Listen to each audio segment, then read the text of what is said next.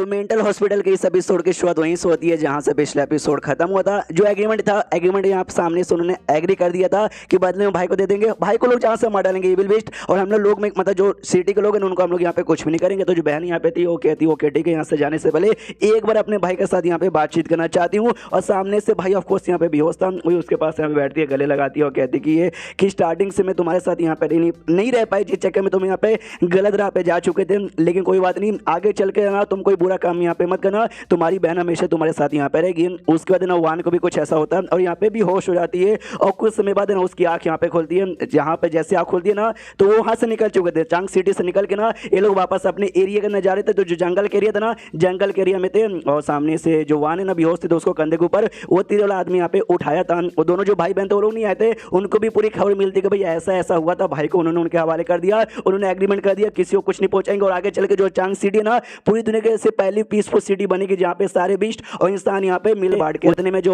बहन यहाँ पे थी उसको यहाँ पे होश में आ जाती है। होश में जैसे आती है वो कहती है भाई ये कौन सा एरिया है, ये तो जंगल के एरिया यहाँ पे लग रहा है, ये जो कि चांग सिटी के बॉर्डर के एरिया में आता है। और तभी जो वांग यहाँ पे थी ना कुछ अजीब नोटिस कहती है, कुछ बहुत ही ज्यादा अजीब नोटिस कहती है, इसे जोर से चिल्लाती है और कहती है प्लीज मुझे यहाँ पे नीचे उतारो। तो तीरे वाला भी बंदा कहता है कह रहे यार नहीं मैं थका नहीं भाई, आप सामने से मत चलिए, मैं आपको उठा लेता हूँ। सामने से जोर से चिल्लाती साले मैंने बोला ना मुझे नीचे उतारो, मतलब नीचे उतारो। तो उसको नीचे उतारते हैं, ये आसपास का मॉल यहाँ पे देखती है और देखते हुए सामने से चिल्लाती है, कहती भाई मेरी बहन का है, मेरी बहन का है। जो सुनते ही ना बंदे लोग कंफ्यूज कह रहे यार क्या चिल्ला रही कि भाई बहन का है, बहन का तू ही बहन है ना यार, तेरे भाई को उनको हवाले हमले कर दिया, अब उसकी मौत हो जाएगी। सामने से ये जोर से चिल्लाती भाई मुझे जाना है, मुझे चांग सिटी में वापस जाना है। तो चांग सिटी के डायरेक्शन की ओर वापस से भागने लग जाती है और ये लोग यहाँ पे कंफ्यूज किया अभी के लिए वापस यहाँ पे काय को जा रही है यार, इविल बीस्ट वाले मिलके इसके भाई को मारे होंगे, अपने भाई को कैसे अपने आंखों से मरता हुआ देख सकती है। तो हमें क्या मालूम चलता है ये बेसिकली वान यहाँ पर है ही नहीं, इसके बॉडी के अंदर उसका भाई का यहाँ पे आत्मा है। तभी तो ये चिल्ला रहा था कि मेरी बहन का है, मेरी बहन का है, मेरी बहन का है।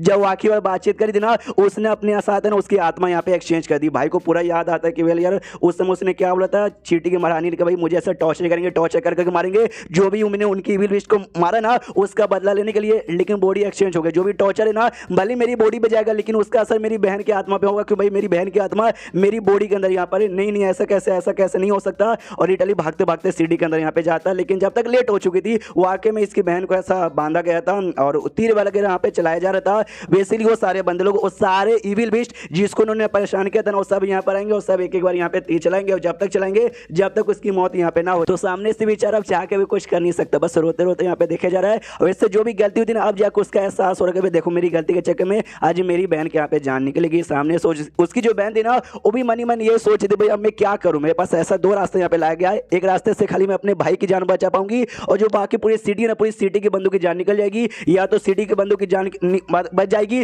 तो मेरे भाई की जान निकल जाएगी। ऐसे कैसे मैं अपने भाई को यहाँ पे मरने दूंगी, मुझे कोई रास्ता समझ नहीं आ रहा। तो एंड में उसने यही रास्ता सोचा कि भाई अपने साथ ना उसकी आत्मा एक्सचेंज यहाँ पे कर लेती हूँ, मेरा भाई मेरी बॉडी में जिंदा रहेगा तो मैं उसकी बॉडी में रहकर यहाँ पे मर जाऊंगी। इससे मैंने सिटी की भी प्रोटेक्शन यहाँ पे कर ली और अपनी भाई की भी प्रोटेक्शन यहाँ पे कर ली और ये करके अपन खुश है मर भी जाऊंगी तो चलेगी। और उसके बाद से बेसिकली सच्ची में मर जाती है भाई का बॉडी के अंदर से। यार राइटर ऐसा जान निकालता ना भाई इसके अंदर में क्या ही यहाँ पे बताऊं। और ये कहानी आई मीन ये जो मौत यहाँ पे थी ना शायद जितना भी मैंने अभी तक मूवी सीरीज या फिर मानवा पढ़े होंगे ना उसमें से क्या बोल सकते हैं भाई सबसे ट्रेजेडी बड़ा हुआ डेथ हो सकता है। और साथ ही में जो अच्छा भी लग रहा है जो एक हिसाब से यहाँ पे काफी बुरा भी लग रहा है और क्या बहन का प्यार इसमें नजर आया है, मतलब यार एक हिसाब से क्या बताऊं यार सच्ची में अच्छा भी लग रहा है और बुरा भी लग रहा है। मौत का तो बुरा यहाँ पे लगता है ना। तो सामने से जो पूरा कांड देख ऑफकोर्स भाई भी सह नहीं पाता और बेहोश हो जाता है। उनके लोग आते हैं वापस से उसको लेके जाते हैं, वो बातचीत करते हैं। इनको तो ऐसा लग रहा है ये बेचारी वही वान बहन है, कहते कि हाँ भी अपने भाई को अपने आंखों सामने मरता हुआ देख के बेचारी सह नहीं पाई और वापस से बेहोश। वो दोनों दूसरे जो भाई बहन है ना वो लोग आपस में बातचीत करें, हाँ लेकिन एग्रीमेंट तो हो गया, उसके भाई ने बुरा किया था तो उसके बाद उसको सजा यहाँ पे मिल गई।